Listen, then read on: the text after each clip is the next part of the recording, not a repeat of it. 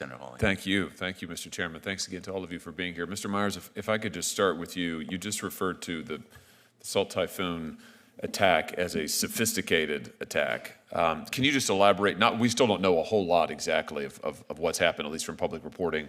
You have extensive experience in this area, as you've just elaborated, for going back years now. So could you give us your sense of the sophistication level involved here, what we might be looking at in terms of ramifications? Sure. Thank you, Senator.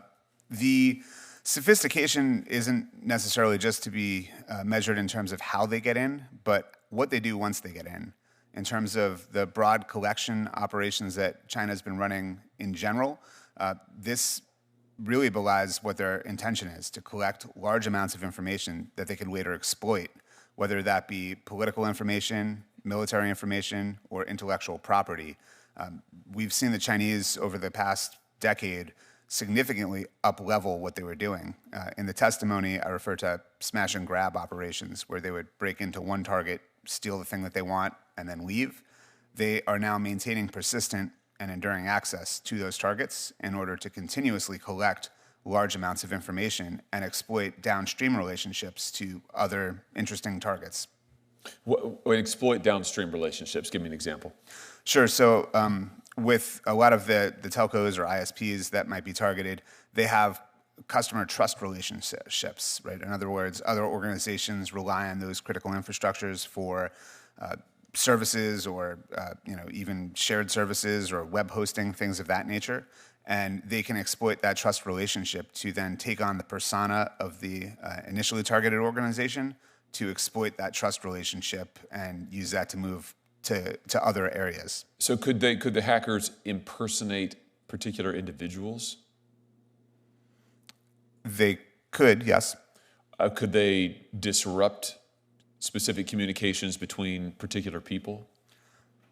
I'd say it's fair to say once they gain access to the telco or to the mobile provider, they could initiate or disrupt communications, and it's at the core of the system, right? So they'd be able to basically do anything that the telco could do.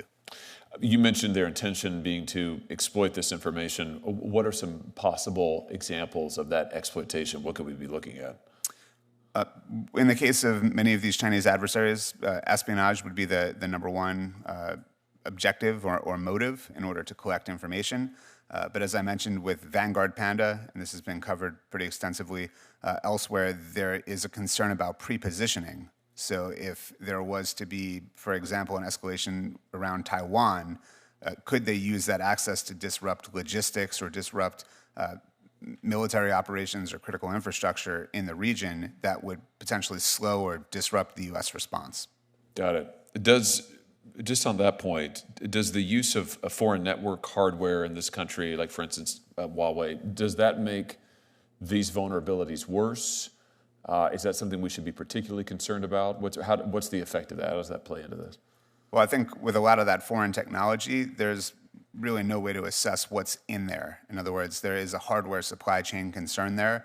They could have other microchips or other software running inside those devices, so this should be a huge concern. Is that true of American companies whose hardware is manufactured in China? Potentially, that could be part of the supply chain concern if it comes back with something different than what was spec'd. Yes. Mr. President, let me just ask you on that point, and I've seen your report here, Which Ties Will Bind, which is extremely alarming in many respects, and I want to make sure I get some of these figures right. You say, based on your research, 80% of Apple's suppliers are based in China.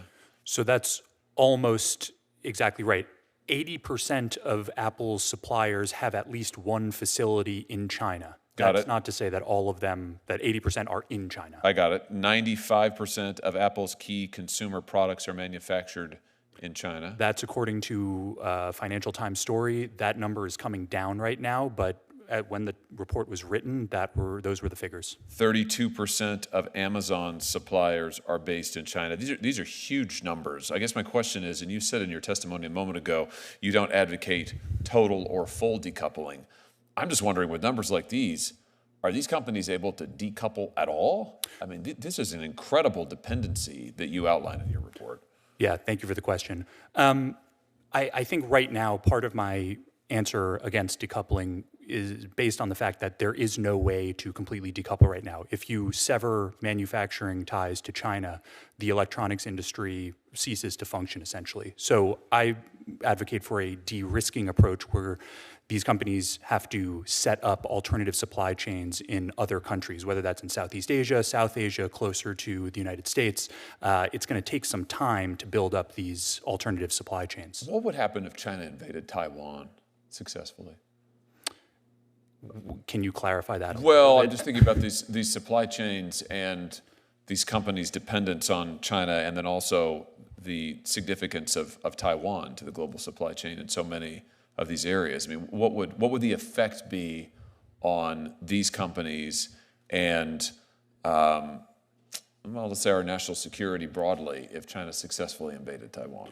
Yeah, so obviously that is a very difficult question to answer. I would point you to a report by some researchers at the Baker Institute that I can share with you that tries to outline what an invasion of Taiwan might mean for corporations, national security, et cetera.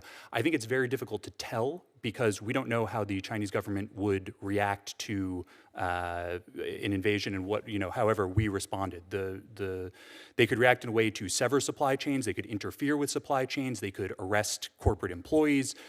There's a wide range of eventualities that I don't think anyone has really thought through fully. I want to come back to this, but Senator Grassley, let me turn to you.